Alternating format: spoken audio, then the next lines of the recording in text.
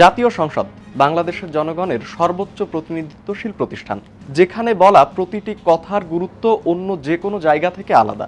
তাই সংসদ সদস্যদের সঠিক বক্তব্য শুধু রাজনৈতিক শিষ্টাচারের বিষয় নয়, বরং গণতন্ত্র, জবাবদিহি ও জনগণের তথ্য জানার অধিকারের সাথে সরাসরি জড়িত।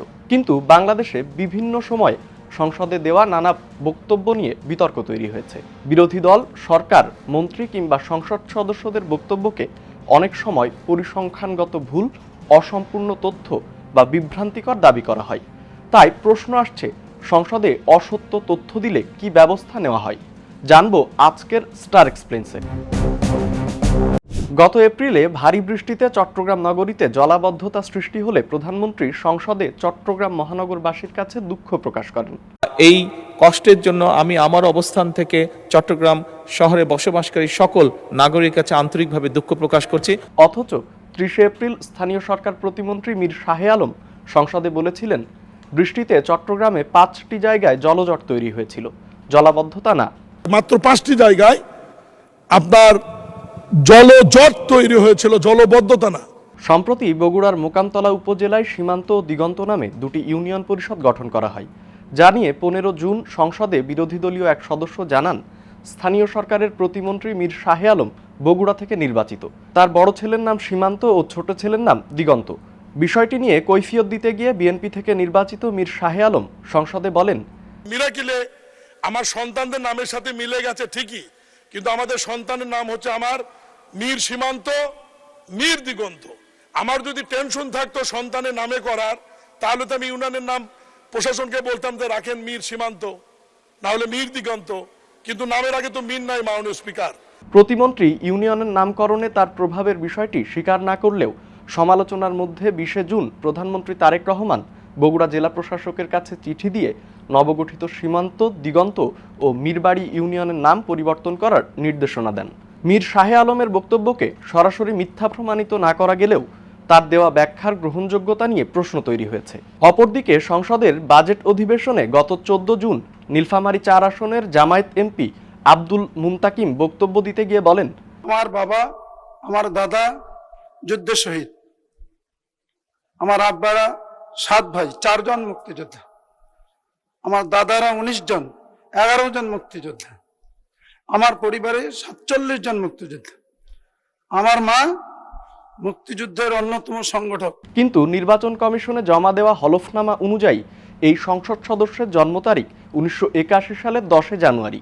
তাহলে প্রশ্ন দাঁড়ায়, আব্দুল মুন্তাকিমের বাবা 1971 সালে শহীদ হলে তার জন্ম 1981 সালে কেন? পরে বিতর্কের মুখে এমপি আব্দুল মুন্তাকিম একটি টিভি চ্যানেলে দেওয়া সাক্ষাৎকারে বলেছেন, আমার বক্তব্যটা অসাবধানতাবশত এসেছে। এখন প্রশ্ন হলো, সংসদে কি সংসদ সদস্যরা এমন বিভ্রান্তিকর বা অসত্য তথ্য উপস্থাপন করতে পারেন? আর যদি করেও থাকেন, সেক্ষেত্রে সংসদের স্পিকার তাদের বিরুদ্ধে কি ব্যবস্থা নিতে পারেন? এ প্রসঙ্গে জানতে চাইলে সুপ্রিম কোর্টের আইনজীবী ও সংবিধান বিশেষজ্ঞ শাহদ্দিন মালিক দ্য ডেইলি স্টারকে বলেন, সংসদ সার্বভৌম, সংসদে বক্তব্য দেওয়ার ক্ষেত্রে সংসদ সদস্যরা পূর্ণ স্বাধীনতা রাখেন। তবে সংসদ সদস্যদের আচরণ কেমন হবে, তারা কি বলতে পারেন কি পারেন না, গণপ্রজাতন্ত্রী বাংলাদেশ জাতীয় সংসদের কার্যপ্রণালী বিধিতে তার উল্লেখ আছে বলে জানান এই আইন বিশেষজ্ঞ। 1973 সালে তৈরি হওয়া এই কার্যপ্রণালী বিধির 53(2) খ ধারা অনুযায়ী কোনো সংসদ সদস্য সংসদে কোনো বক্তব্য দিলে সেই তথ্যের সত্যতা ও নির্ভুলতার জন্য তিনি ব্যক্তিগতভাবে দায়ী থাকবেন। যদি কোনো সদস্যের বিরুদ্ধে অসত্য তথ্যের অভিযোগ আনা হয়, তবে তিনি বিধি 274-এ স্পিকারের অনুমতি নিয়ে ব্যক্তিগত কৈফিয়ত দেওয়ার মাধ্যমে অবস্থান পরিষ্কার করার সুযোগ পান। আর 307 বিধিতে বলা আছে, সংসদে আলোচনার সময় কোনো সদস্য যদি এমন কোনো শব্দ বা বক্তব্য ব্যবহার করেন যা স্পিকারের বিবেচনায় মানহানিকর, অশালীন, অসংসদীয় বা মর্যাদাহানিকর, তবে স্পিকার তার নিজস্ব ক্ষমতা বলে সেই শব্দ বা বক্তব্য কার্যবিবরণী থেকে বাতিল বা এক্সপাঞ্জ করার আদেশ দিতে পারেন। আর কার্যপ্রণালী বিধি 267 সংসদ সদস্যদের আচরণের বিষয়ে কিছু সীমারেখা দিয়েছে। এসব বিধি না মানলে সংসদ সদস্যদের বিরুদ্ধে ব্যবস্থা নেওয়া যায় কিনা জানতে চাইলে শাহদ্দিন মালিক বলেন, সংসদের ভেতরে বক্তব্যের জন্য সংসদ সদস্যদের শাস্তির ব্যবস্থা থাকা সংসদীয় স্বাধীনতায় এক ধরনের হস্তক্ষেপ। তাছাড়া কোনো সংসদ সদস্যের বিরুদ্ধে আদালত বা কোর্টে প্রসিডিংয়ের মাধ্যমে ব্যবস্থা নেওয়া সম্ভব নয়, কারণ আদালতের এখতিয়ার সংসদ সদস্যদের ভেতরের কার্যক্রমে সরাসরি খাটে না।